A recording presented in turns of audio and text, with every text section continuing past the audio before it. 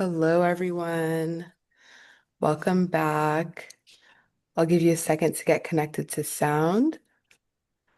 Hello, and welcome to the Brooklyn Rail's 1241st New Social Environment.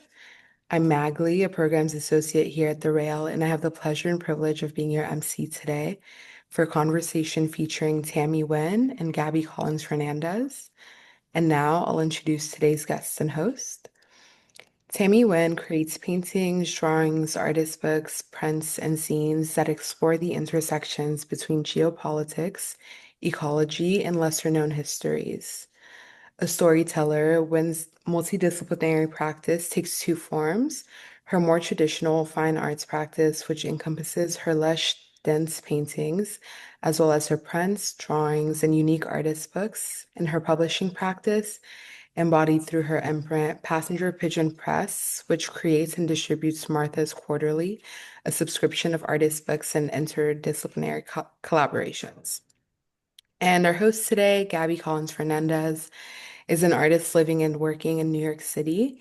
Her work has been shown in the US and internationally, including at Peter Freeman, the Birmingham Museum of Art, and El Museo del Barrio. She is the founder and publisher of the annual magazine Precog and the co-director of the artist-run art and music initiative Bomb Pop-Up. And with that, I will hand it over to Gabby to get us started.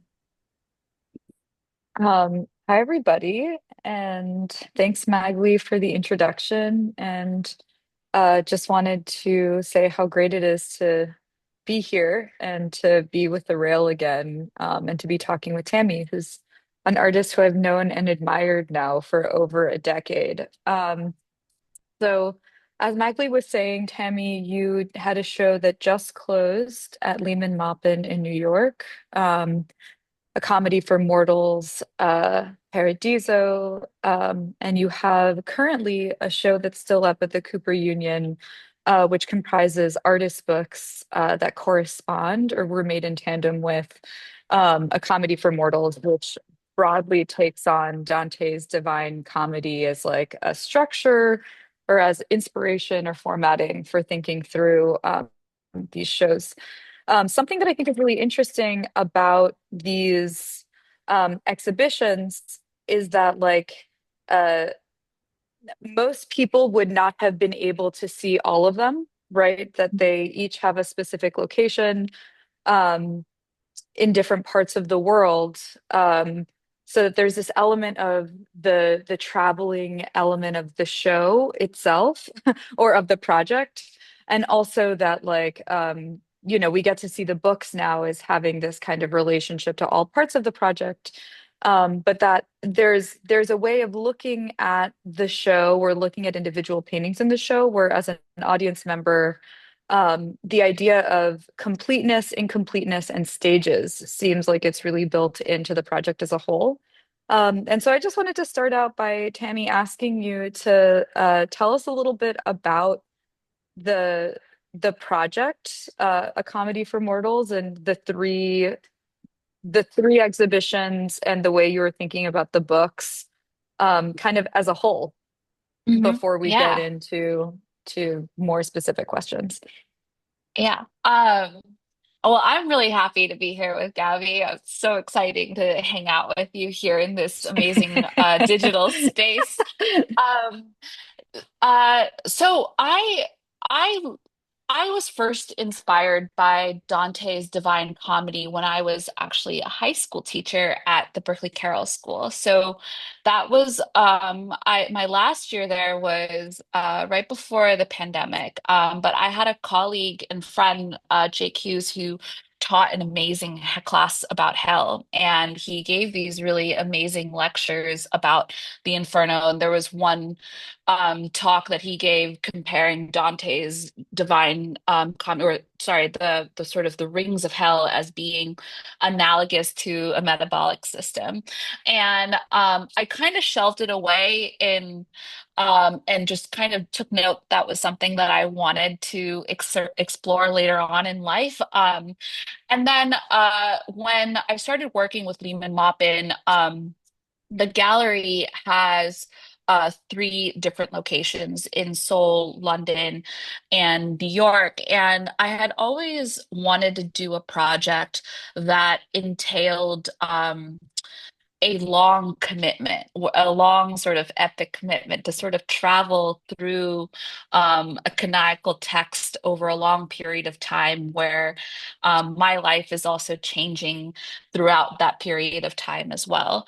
I have long been interested in subjects that deal with moral ambiguity. I'm interested in how a culture, a group of people, a nation forms an ideology, and I'm interested in how those ideologies shift, like what are catalytic moments that allow for change. And Dante was really interesting to me at first because Dante, for the most part, up until he gets to almost the end of Mount Purgatory, is led by Virgil, who, by Dante's standards, is a pagan. So Virgil is a pagan who knows that Christ is coming.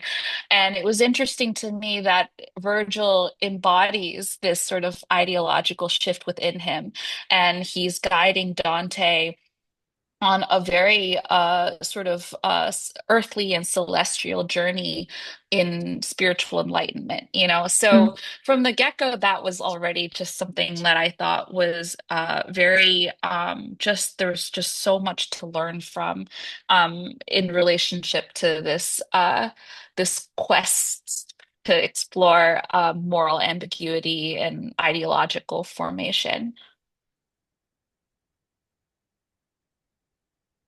Yeah. Cool.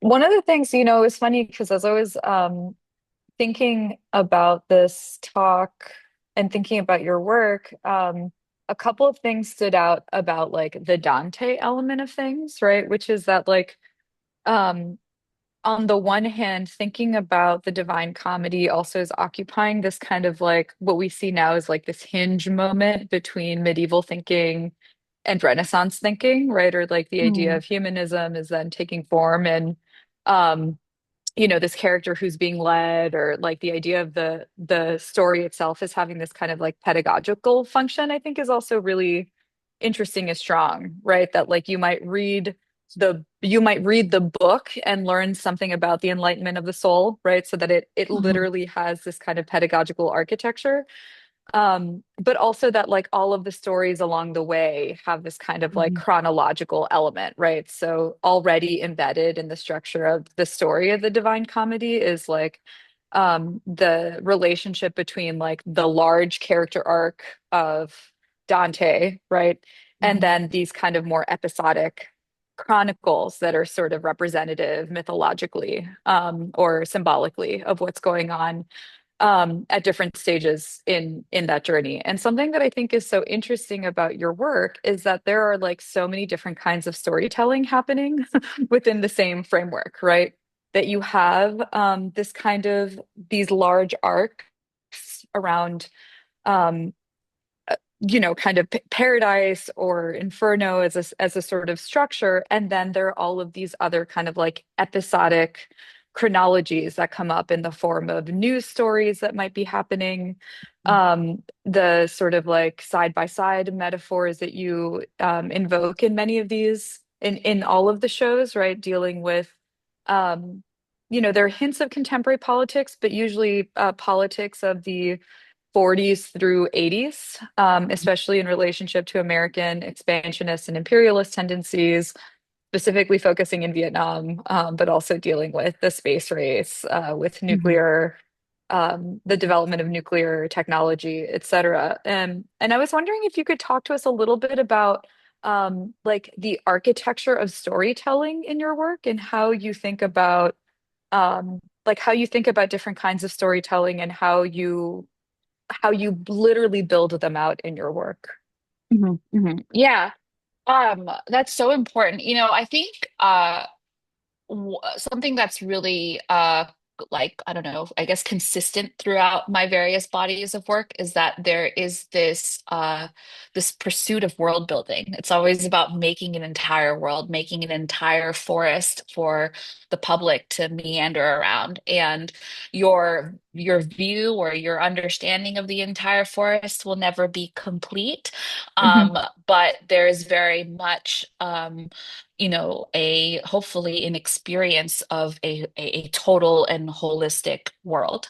Um, it's interesting that you bring up the way that the Dante stories are shaped because there's thousands of anecdotes within the Divine Comedy, and a lot of them are extremely unrelatable because they deal with the political climate of Italy during the time he's writing. And then there are other large themes about love, about what it means to be loyal, what it means to be a leader, that are so resonant to today, right? Those are almost like these conversations about, you know, moral truths or something like that. When I was creating this, with the sort of the structure for me to play and experiment with, I began each exhibition by making a very grand metaphor to then fill in through like the process of art making. Um, so in the Inferno, mind you, I was reading along as I was making. So I had didn't really know where I was going for pretty much the entire time. Um, so when I started making Inferno, I had known that a lot of Dante's descriptions about hell were very much about Earth, like he enters hell through a wood, for example.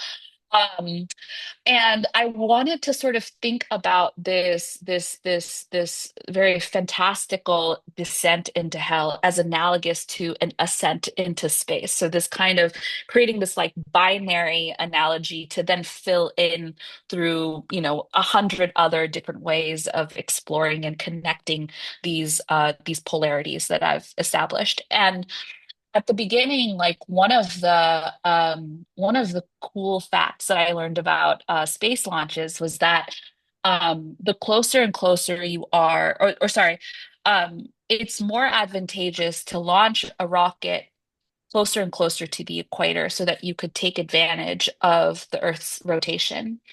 And that little piece of information kind of then opened up this framework for me to then only isolate explorations of the space race in Southeast Asia during the Cold War. So then just that little thing just became another really amazing and fruitful literary framework to work with.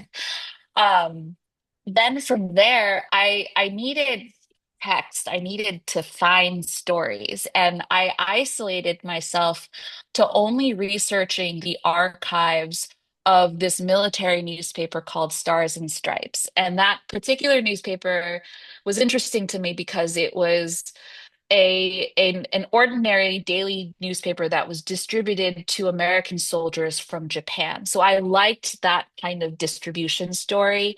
And I happen to have this amazing book of all these beautiful archival images from different headlines. And so then I just pulled every headline I could find that was about the space race. And so that was kind of the beginning of finding characters to juxtaposed to the various monsters and demons that are in the Inferno. Hmm. Yeah, so then moving on to Purgatory, I kind of followed a similar formula where so Purgatory is like a seven crescent mountain that exists between night and day. It's like this bobbing kind of island in the sea. And I love the idea that it exists perfectly in between darkness and light. And Dante and Virgil's ascent up Mount Purgatory became a mining expedition for me. So instead of going up a mountain in my sort of, uh, you know, visual playground, I decided to make the whole project a mining expedition. And so that kind of led way to learning about this mining project in Indonesia called the Grasberg mine. And then that led to other explorations about dinosaurs and Godzilla. And so that's where that story kind of opened up. In the show that just closed, Paradise is a wonderful epic. So this is where Dante is actually following his love Beatrice into the celestial heavens. And this analogy was a little different because Paradise is very much a secular story. It's about obtaining knowledge in a kind of scientific way at times too. Um, and so I decided to make this experience of heaven analogous to just nuclear arms and thinking about nuclear arms as sort of representing the sort of a height of mankind's wealth of knowledge and technology. So yeah. Um, Something that I was thinking about, especially in the structure of Paradise, was like how, well, first of all, like I think the way that you use research in your work is quite interesting and something maybe we can come back to because I think the dynamic between what's legible, what's illegible, what's accessible, what's inaccessible, what becomes environment, like how news Mm, becomes environment or history becomes mhm, environment, and what things you can pull out and in what formats is a really important dynamic in your work. But just as a side note, when I was thinking about Paradise, I was remembering that like in the time of Dante and just afterward, like until we understood more about astronomy, right? Um, People were like constantly looking for the right ratios between the planets because they thought that if they could map the orbits, they would be able to hear the divine music that God had orchestrated, like in the universe. Um, and so like this idea of these kinds of like rational metaphors that were mm, imposed like in the earth, in the space, in order to like be able to know God more fully, right? I think speaks to this kind of another ambiguity in the book, maybe, but also in your project, which has to do with like what the uses of knowledge might be. Like, when are we learning in order to get closer to the divine, like love, justice, mhm, peace, equanimity, etc. And like, when are we learning in order to use it against each other? And like, mm. how do we understand what kind of knowledge we're participating in, where like the space race is like happening, quote unquote, in the same place as the Epic of Paradise, but it's like, obviously this like incredibly very competitive, like antagonistic metaphor itself for the tensions that were happening on Earth. Yeah. Wait, wait, what are you asking me? It's a little bit, it's sort of a question. I think it has to do with it just ideas about knowledge, right? It feels like this Yeah. question Yeah. about like what we do with information is like one of the through lines in a lot of your work, but like definitely actualized in this body of work, right? Yeah. Because you're like in Dante, it's like, yeah, paradise is learning, right? And I think like on some level Totally. for you also, Tammy, like paradise is learning. Like learning is heaven. Like the whole, like all of these Yeah. projects are like ways for you to learn more information. Yeah. Um, I think now is a good time to talk about confusion then. yeah, okay. Because Uh-huh. I think the more you know, I feel like the more confusing it gets. Like at least that's how I feel. I don't even like it's like it's so hard to define or to speak with clarity about so many things after you start just throwing in and juxtaposing all of these moments in history and all of these moments in I don't know, in not moments, but all of these different perspectives of thinking about, let's just say, like a nuclear bomb, for example, right? One of the texts that I use to sort of, I don't know, to sort of develop a lot of imagery and is actually from Carl Sagan for Paradise. So Carl Sagan wrote this amazing book about nuclear winter. And I think nuclear winter and nuclear war and nuclear arms is, for me at least, it's clear on the one hand, and it's so sublimely abstract on the other hand. Like it's just so hard to understand. It's so hard to understand even like the technology and the ways in which it's used as a communication tool in foreign policy. But anyway, so Carl Sagan's book was really great because what he did was he used all of these previous natural events that had occurred on planet Earth as a way to describe what nuclear winter would be in the event Mhm. of such a catastrophe. And he described this eruption of Mount Tambora, which became a really big subject in my presentation of Paradise. So Mount Tambora is this volcano in Indonesia, and it erupted in 1815.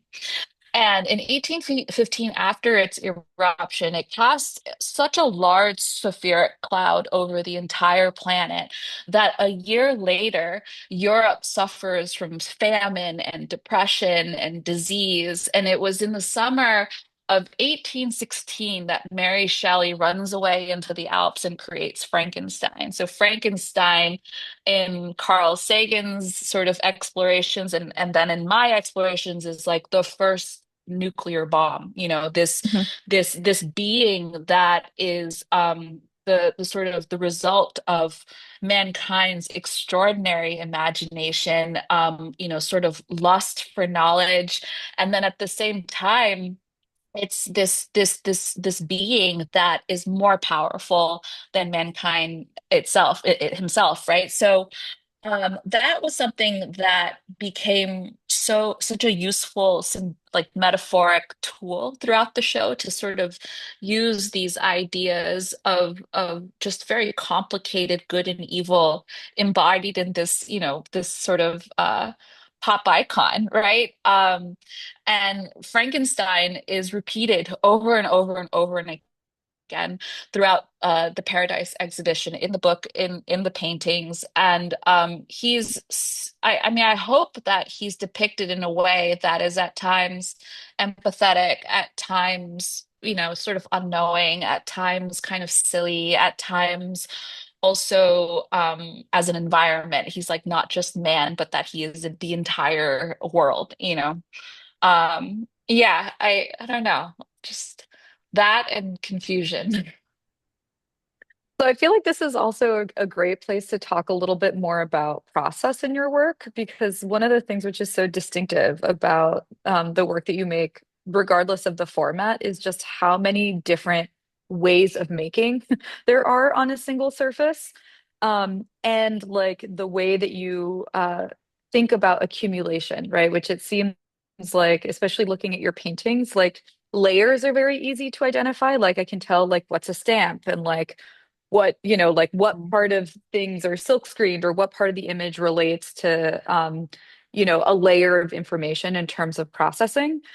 Mhm. But the accumulated effect is one of like a kind of like buzzing, or like the image isn't confused, but the result is a kind of confusion around what we make of all of these things together. And so I'm wondering if you could talk a little bit about the different processes you use, and maybe your like relationship to paper. Like paper is such a foundational part of all of your work, and Mhm. processes, like water-based processes, printing, papers, of course, painting as well, but how you Yeah. layer process. Yeah, so I think there's kind of two. I don't know, there's many paths, but I'll talk about two. Okay, sure. And I think the thing that the two paths share is a desire for extreme simultaneity, right? Mhm. In the paintings, I feel like I was really seeking a surface for a long time that could hold thousands of pieces of information, which I think as image makers, I feel like we all have like a story about how the time that we overcooked something. And I have many, because when you try to fit thousands of things into a surface, you can overcook it, you can just overdo it to the point where you push away your public, right? And I think that I really wanted to find a surface that would allow me to hold all of that information, and rather than push the audience away, somehow find a way to kind of welcome them to this jungle, and paper was really where I found that happy place, and I think one of the reasons why is because I think paper tricks me, like paper is such an extraordinary material. It responds to water. It records water. It also records things, tools that are very finite. So this pencil, you could apply it onto paper, and it really records the sort of the energy of the pencil. I use a lot of ink, and so the energy of the marks, the sort of the rhythm of the mark, I think really sits on paper quite well, and it's able to balance all of that in a really elegant and sort of low technology kind of a way, right? Um, the tools that I use in painting, I often sort of borrow the language of like illuminated manuscripts. There's a lot of water-based inks and types of paints, I use pastel. I also use a lot of metal leafing, and I use a lot of tooling with brass tools and different kinds of foils and stuff like that. Um, Paper is really great at being able to retain all of that information. The other thing that I think is important is this element of color. I really wanted my painting surfaces to seem like the colors are intrinsic to the body and the architecture of the painting itself. And so all of the paintings start with a piece of paper that is a deeply saturated color. So it could be a really deep orange or a blue, but whatever the case, the paper itself is that color. And so Mhm. the furthest you can look into that panel will be that color, as opposed to, say like the ground that you might use in a painting, right? And so that's kind of, that's where I have found myself on my journey in painting. The books are a little bit different. I think that artist books are it's a world where simultaneity is encouraged. You've got the codex structure, broadly speaking, I think is this really beautiful I don't know, it's like the science of spines, right? So it's like the spine is like a singular binding unit that can then connect as many pieces of information as you want. And so long as all of those pieces of information have a relationship to that spine, whether it's, a folio or a comb spine or, a perfect bound book or however you connect it to the spine, the human will understand that there's supposed to be a relationship within those thousands of things, right? Mhm. And so in artist bookmaking, you've got the opportunity to then make those spines more complicated. Like in the Purgatory books, they're all these slipcases that are balanced together to make the shape of a mountain. And then each codex is a concertina. It's an accordion that expands many, many feet.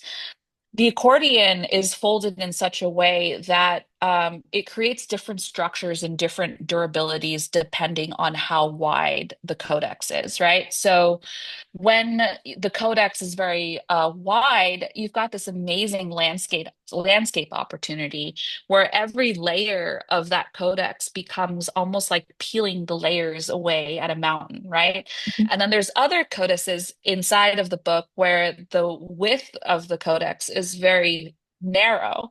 And so then the paper is going to behave in a totally different way there. And the ability to read page after page becomes very different. You have um, an experience that's almost like opening up a deck of cards. It's like you almost hear the different pages kind of flap against each other, and that has a very, different visceral kind of experience. Yeah, so in that way, paper then becomes not just like the carrier of the imagery or the story and or anything like that, but it becomes part of like, I guess, the architectural devices to sort of, I don't know, to walk the reader into this very theatrical experience. Yeah, the architecture of the books, and again, a plug for the Cooper Show, which I was so happy to see for a lot of different reasons. But the architecture of the books um, also feels like this more, there's more of a kind of connection to the architecture of metaphor as well, right? Because like as you were talking about, like the Purgatory book is in the shape of the mountain, right? It's like even when you were Mhm. talking about thinking about mining, right? And the fact that this mountain is something that like opens up into these drawers that are like shafts or something like this. Um, is something which is really legible in the books. Like you get to have the whole shape of the experience as well as the particular element that you're focusing on. I think there are a couple of the videos of the books. Could we play one of those as we're talking about these? Um, just because they're really Tammy's books are so like beautifully made and have so many different kinds of components. Um, I think in a way, like the books they also teach us how to read the paintings. Like there's a lot of back and forth between them, but they kind of allow us to see in different ways how the information is both simultaneous and additive over time, right? You get more of a sense of the landscape that you were talking about, even when as you're flipping the books, as in here, where you can see like the poem and the shape and the news clipping and the background and the marbling all kind of interacting with each other in different ways. Um, One of the things that becomes clear when looking at the books is that like there are a lot of different kinds of language and languaging at work Mhm. in your practice. Obviously the literal text, right? But the text happens on different registers. Like there's the poetic text, there's the news clipping text, there's quotational text. And then there's also like a very deep relationship to iconography in your work, which I think you've talked about previously as language, right? Because like when you see Mhm. the like a seal or a stamp, we Mhm. read that as kind of linguistic. It's not like buildable and take apartable the way that we think about imagery. It's more of a kind of known referent in a way that functions like a linguistic element. So all of this is just to kind of ask you more about language systems in your work and how you're thinking about building these kinds of visual linguistic systems that also include a lot of text as a part of the way that you're building these up. Yeah. Um, I have I don't know, there's I want to talk about the star. So the Yeah. five-pointed star is Hmm. like one of my favorite symbols and at the same time textures to apply these days. And the five-pointed star is a star that is extremely common in a lot of national representations. So it's almost always that same star. Sometimes there's variations, but it's like that's like the most popular one, you know? Like on the Vietnamese flag, it's a singular yellow star, right? That same star is our star multiplied by 50 and in white, right? It's the same one. And I love how it shares symbolism across different nations. And then there's also places where the stars, like for us, it's like 50 states. For Vietnam, it's like the country united.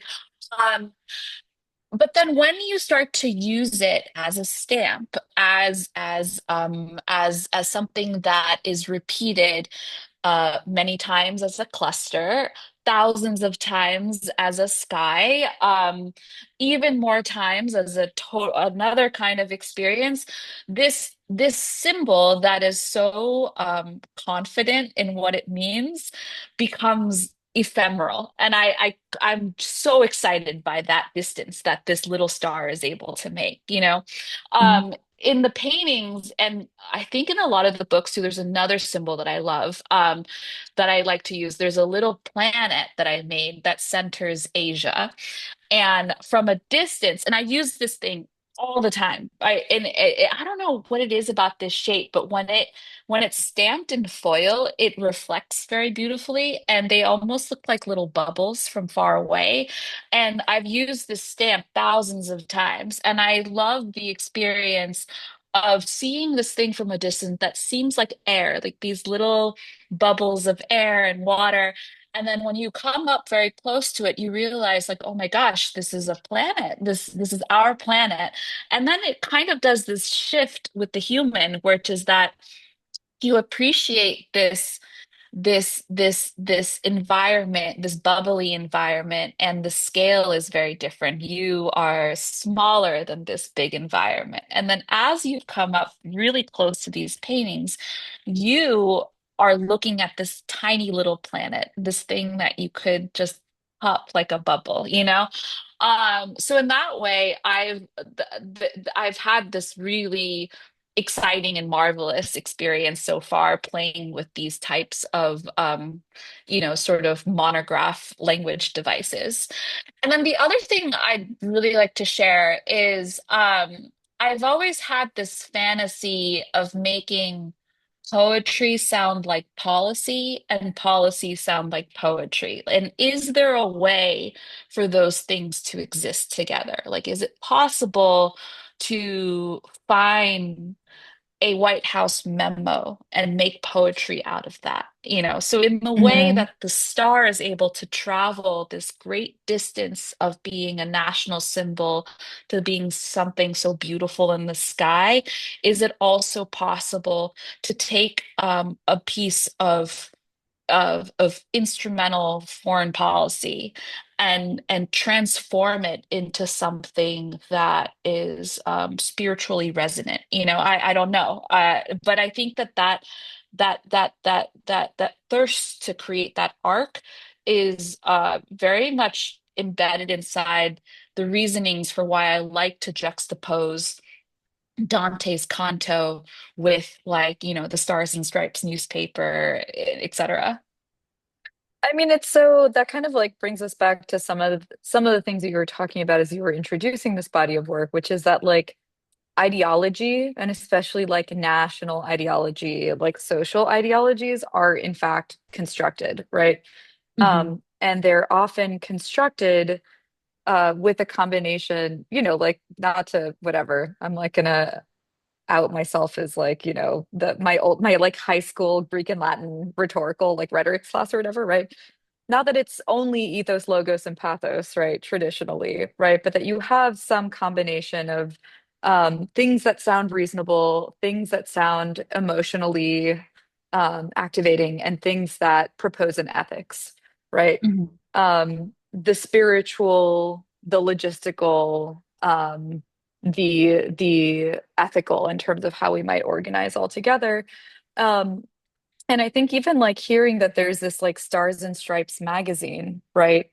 like from the Mhm. beginning, the ideology is implicit, right? There's Mhm. no, like the ground that you make that's already deep blue. It's like the deeper you stare into the sources, like the deeper you stare into the ideological construction.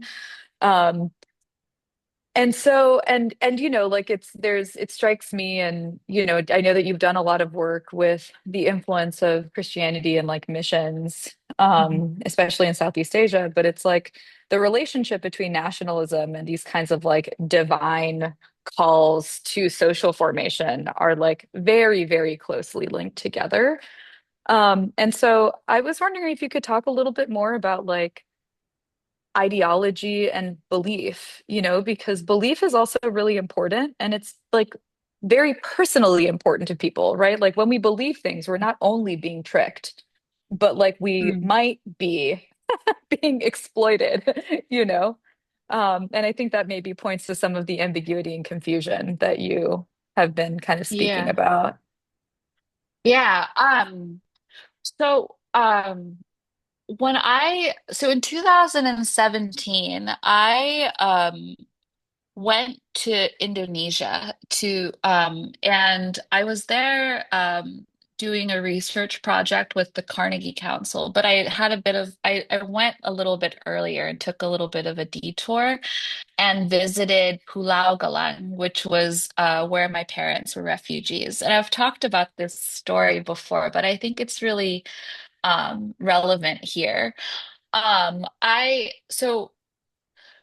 I just wanted to like see what the refugee camp was like. And I didn't go to exactly where my parents were refugees because that island, the refugee islands are in in the Riau Islands. And my parents' island was called the Kuku Island, and that's been decommissioned. However, Pulau Galang was this processing center where you would go to, be processed to become a part of another nation.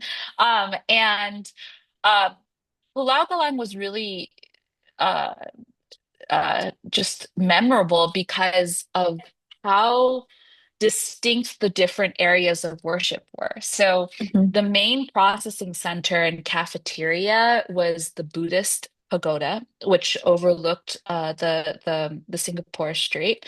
And then there was a modest Protestant church. And then, probably most extraordinary for me was this grove where for the Catholics, where there was a Catholic church, and there was a grove that was filled with these giant golden statues depicting the Stations of the Cross. And like Jesus was inside of a refugee boat. And like when he would fall 3 times, he would fall inside of a refugee boat. And I mean, they were they were so I don't know, it was a little strange, they were a little beautiful, they were a little scary, and they at the same time there was salvation there, you know what I mean? So I mean that's the thing, like I'm unsure if one is tricked. I don't know. I think that a lot of times, actually, faith is so important for the salvation of one's soul at the same time, and at the same, but then you're also, you can put your sort of secular helmet on and think about how the Catholic presence in Vietnam shaped so much of the way that we understand modern Vietnam today. That's not there's not that doesn't exist without any criticism, and I think that there's a lot of stories of exploitation with the missionary projects around the world and stuff like that. But at the same time, there are as many stories of real kind of real salvation as well, and people who have really made so much meaning out of their relationship to God and to Christianity. So I think it's a lot of everything, and I think that um that's really something that I grapple with in all of the subjects that I really love exploring, is that I'm not really sure where those lines are. They kind of all exist together. and they seldom find clarity. And I think that there's a little bit of truth everywhere. Mhm. I mean, that also brings home like the kinds of personal stakes, I think, in the work as well, right? Which is that um yeah, it's like really difficult to find one's bearing if you both like know that the more information you get, the more confused you're going to be about it, right? And also would like to be able to move forward in your life with some degree of like a direction or a compass that's like not totally like relative or like relativist, right? And I think that like that's especially important when it comes to how we form social community and also, like in our lives, in our interpersonal relationships, and our familial relationships. And it points to, I think, one of the strengths, one of the opportunities for contemporary art and the space that you've carved out between image making, book making, this sort of broad sense of painting as this kind of like cumulative and accumulative enterprise to like both help us understand the effect of all of this information, how difficult it is to process it, and also kind of like the need to try to, like it's a sort of getting caught trying moment where we still have to Mm. try to understand, um, even if there's nothing resolved on the other side of it. And I'm wondering, like it seems like that's kind of an emotionally, for me, that's sort of an emotionally resonant part of looking at your work. But I'm wondering if there are things that you're thinking about there in terms of how these ideas and how these stories that you're playing out have effects on the present. Um, I think that, I mean, I hope that it offers a space that is very enthusiastic about nuance, nuance, and I hope that they're they're extremely inconclusive as well, even though I think that the paintings and the books, in the way that they are made, have a certain confidence in the way that they are presented. I hope that at the same time, there's no clear messaging at all. I don't know. After I finish these bodies of work, I think I end in I don't know. I don't know. You know, I just have no idea. I don't know where to. Right now, like I'm like working on a show about like madness. That's what I'm doing next, and it's like the Paradise work, has led me down this rabbit hole of like reading Daniel Ellsberg's papers, and I have it right here, this essay called "The Mm. Political Uses of Madness," and We I love. don't know, it's so elaborate and there's so much to be humbled by. I don't even know what I'm saying right now. It's just really confusing. Yeah, I mean, I think there's, even hearing you talk about like the desire to make poetry from policy and like policy from poetry, like reminds me on the one hand about like how incoherent it is to try to make sense of the news. Like I Mhm. almost hear it as concrete poetry even as I'm reading it, and like there's actually there can come a point where like it takes a lot of effort to understand the implications of headlines because we're getting so much news thrown at us all of the time and all of it is largely bad. Um, and then I think there's also, it made me think also of like different political traditions, like the poet philosopher, like the poet king or something like this, as people who really understood the function of metaphor in building national ideologies. And I think that those things, yeah, I think that there's quite a lot of um,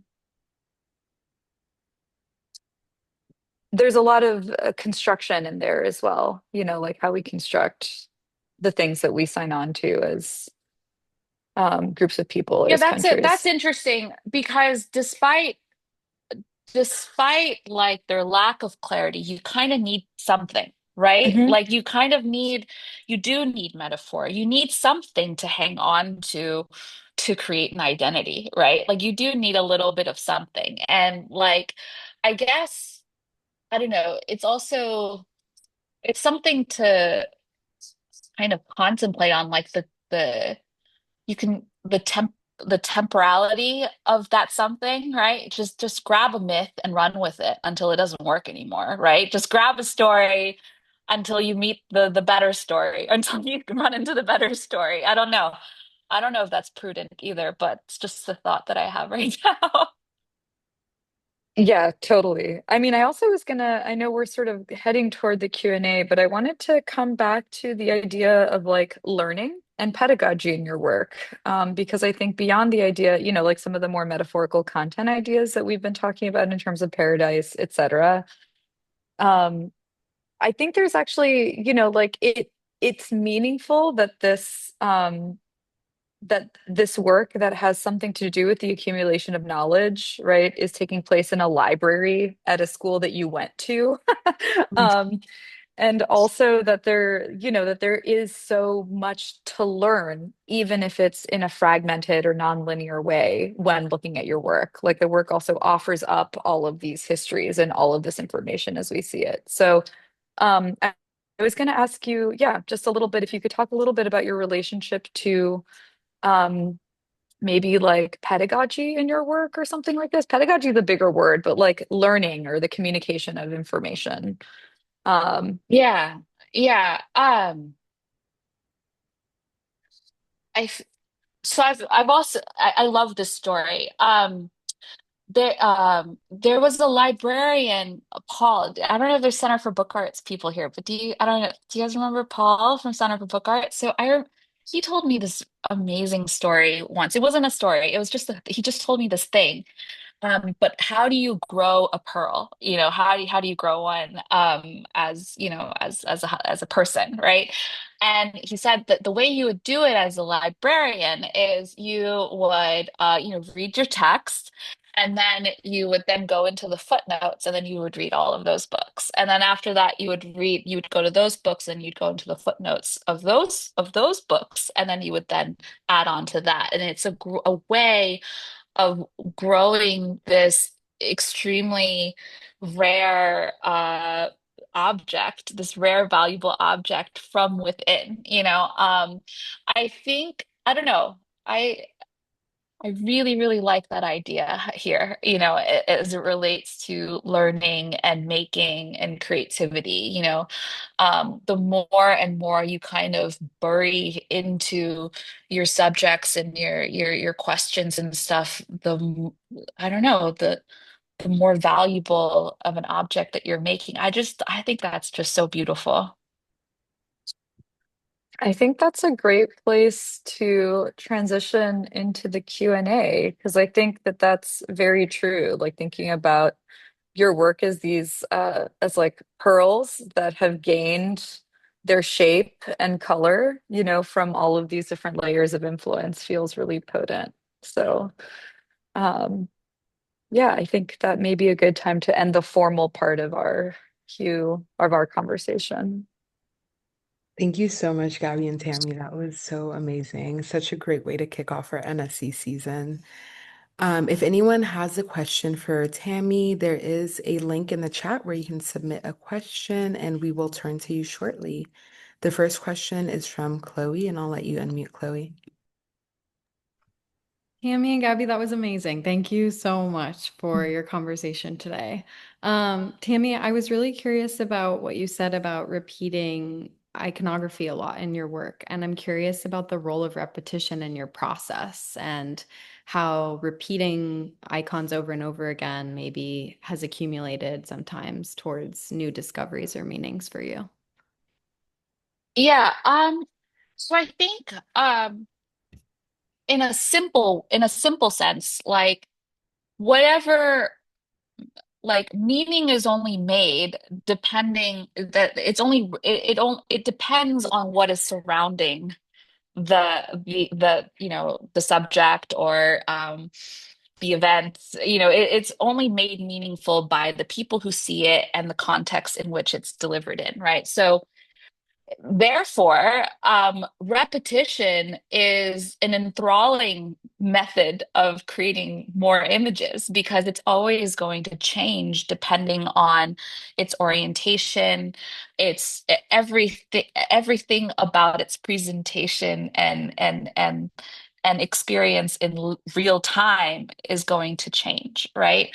Um, I I like the way that this acts in ordinary life. Like I think we all have an experience of seeing different symbols or different words repeated over and over and over again, right? Like, I don't know, think about a billboard that's repeated in one place that looks so different from the next place. I There's something so cool about that it can just be so dramatically different. I don't know, just thinking about even like I don't know why this one's coming into my mind right now, but like a happy face, like how that is so different in a like I don't know, like as a sticker on your kids' like homework, versus like drawing it because you left a note for someone. I just think all of those different ways of using the same imagery and then just shifting the context and um it's also pretty effective, right? It's communicative every single time. So that's pretty awesome too. Thank you, Tammy. Thank you for that question, Chloe. The next question is going to come from Zeb. I'm going to give you a chance to unmute, Zeb. Hi, thank you so much Hi. for this amazing conversation.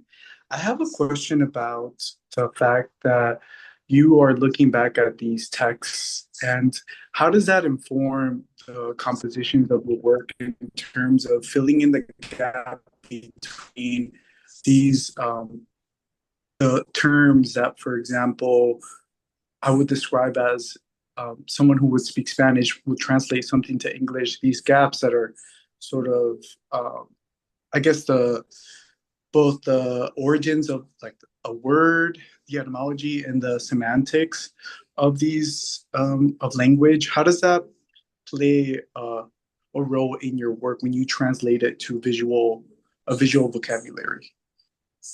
Yeah, I think, it's interesting. I'll just share this story. Like I'm like currently writing I'm writing a libretto right now. And the libretto is about a little bit about the my dad's refugee story, and it's about like a thousand other things too. But I'm trying to write it in a way where the sentence of every line that is sung begins from an utterly simple place. Like it's like, how are you? Right? And then what I'm doing with it is that I'm inputting it into a Fibonacci sequence so that the how are you is broken up into something that doesn't make sense.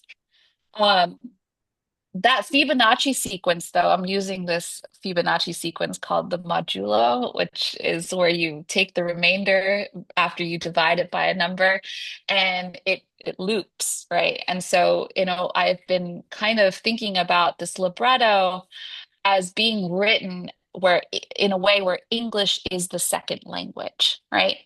And I want to bring that back to the paintings, where I think that in a way I have made English and the common stories that we share the second language. So, for example, Dante, through my own creative metabolizing of the epic, has become a second language. And the spaces that are created as a result of the way that I've distorted Dante himself, I have distorted the characters, I have put things in comparison to other time periods and stuff like that. The way that I've filled it in is through personal interest and personal story. And so when this work, this which is its own kind of Frankenstein, enters the public sphere, um, we're all speaking English as a second language because there is that sort of common thread of the canonical text or the shared pop culture, or the shared love for, I don't know, sunsets or something like that. But we fill it in together with all of these other references that we have because of our own personal experiences in history. Thank you. Thank you for that question, Zeb, and thank you for that answer, Tammy. I was wondering how you choose your colors. Your color palette is so vibrant in your paintings. Oh, thank you. I think that sometimes the colors start from observation, just looking outside my window or something like that. There's some natural palettes that I'm always trying to like hit. Like for example, the colors of dusk. I love the colors of dusk. I think those are really challenging color experiences. And then a lot of times I'm really interested in making, a quote unquote harmonious selection a little acidic. So the best way I can describe this is like, let's say you go to the palette in a lot of places in Southeast Asia. There, it's very torrid, and oftentimes the tropics have just there's so much lush color, right? And but it's also a lot of the cities in the tropics are lit with fluorescent lighting. So what happens when you put a fluorescent light in the jungle? I love that. Like I love like just how tense that energy is. Like I love how it creates like so much dissonance at the same time. And so when I'm playing around with like a bunch of yellows or blues, I'll really try to throw in a color that acts like that fluorescent light bulb that just kind of pushes the life away from the other colors that are doing just fine without that other color. Thank you so much. Our last question is going to come from Fong. I'll let you unmute, Fong. Thank you so much, Matley. Thank you. Thank you, Tammy. Thank you. Also, where's Gabby? Is she still here for the wonderful moderation? But yeah, I embarrass you a little bit, Tammy? Pardon? Because Tammy was my chaperone when I went to Saigon, Ho Chi Minh City, 2015. Tammy took me around on her fantastic Vespa. And then when he was supposed to be going to either Columbia or Yale, she chose the latter. And just to watch her grow, becoming an amazing artist, remind me of the great few lines from Rumi, when grapes turn into wine, it's they long for our ability to change, and why got drunk with us, not the other way around. The body developed out of us, not we from it. I should have known the whole poem is so beautiful. But that's how you became. So my question is, congratulations, first of all, Tammy. My question is that it's fantastic you are working on this version of Dante comedy for sure. And I remember years ago, might have been right after the Sandy show, that's 2013. You participated, you began illustrating the mythology, the great narrative of the Chung sister, Mm, who the warrior sister who kicked out the first or second Chinese invasion in the first century AD.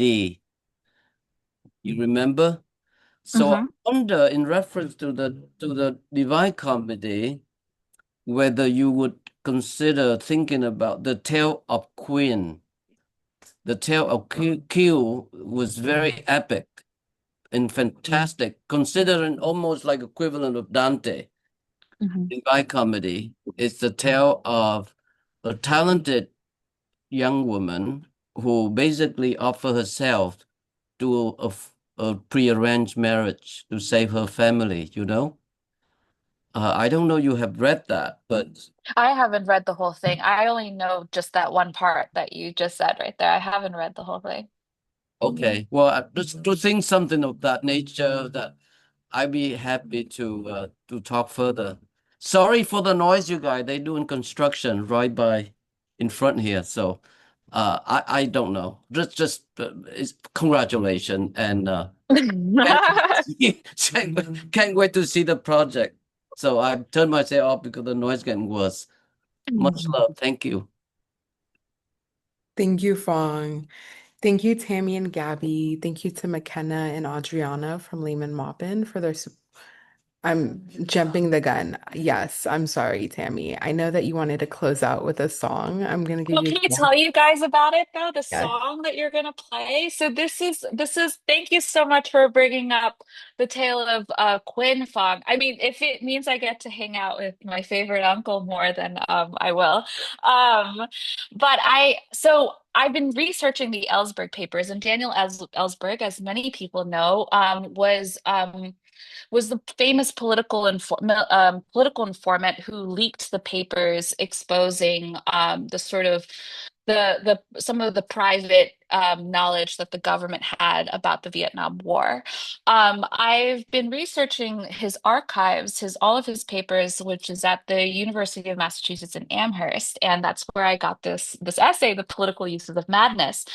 Daniel Ellsberg was an expansive person, and he has a collection of just audio.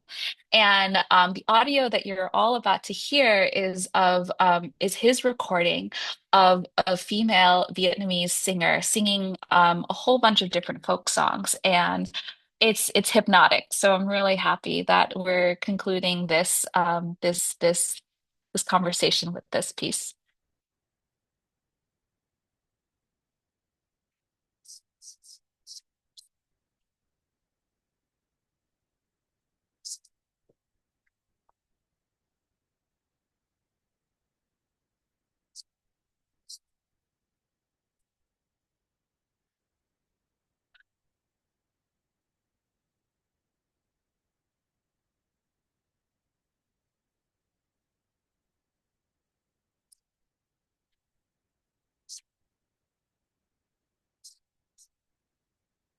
Ôi, giận anh khi anh chưa kịp tới, cho anh nhiều lời, cho anh bồi hồi em cúi mặt làm ngơ, không nghe kể chuyện bao những chuyện tình đẹp nhất trên trần đời. Tại em khi xưa yêu màu trắng, tại em suy tư bên bờ vắng, nên anh vượt trùng, anh mong tìm gặp hoa trắng về tặng em. Cho anh thì thầm em mới tình mình chẳng như hoa đại dương, trung khơi nổi gió lênh đênh trên sóng khách lung linh hương hoa, màu hoa thật trắng, ôi hoa nở thắm ngất ngây lòng thêm, vượt bao hải lý chưa nghe vơi lắc lư, lắc lư con tàu đi, chỉ thấy giọt nước tan theo ngọn sông, dòng hoa kia mịt mùng, biển khơi không mang hoa màu trắng, tàu anh xa xôi chưa tìm bên, nên đêm vượt trùng anh mong tìm gặp hoa trắng về tặng em. Cho anh thì thầm em mới tình mình trắng như hoa đại dương. Thank you so much for sharing that with us, Tammy. Thank you, Tammy and Gabby. Thank you, McKenna and Adriana from Lehman Maupin for their support in preparing for today's event. We'd also like to thank the Terra Foundation for American Art and the Tiger Foundation for sponsoring our NSC program and making these daily conversations possible. and for their support of our growing archive, which you can view on the Rails YouTube channel. The Rail has been free and independent for 25 years. A donation directly supports our writers, production staff, and operations. Support our work through the link in the chat. Join us tomorrow at 1 p.m. for a conversation with Jody Helpman and Amanda Gluey-Beasy on the event of Hilma Afklant, what stands behind the flowers on view at the Museum of Modern Art. And as is Rail tradition, you can now all unmute and say hello and goodbye as you leave. Thank you all so much. Great job. Bye. Thank you, Tammy. Tammy. Thank you, Tammy. Tammy. Wonderful. That was amazing. Gabby. Wonderful. Thank you. Congratulations. Wonderful, Thank you. wonderful. Hey, Welcome back, congratulations. everybody. Go Bye, see the everybody. show, everybody. Looking forward to the show. Yes, Bye. go see the show. Bye, Bye. everybody.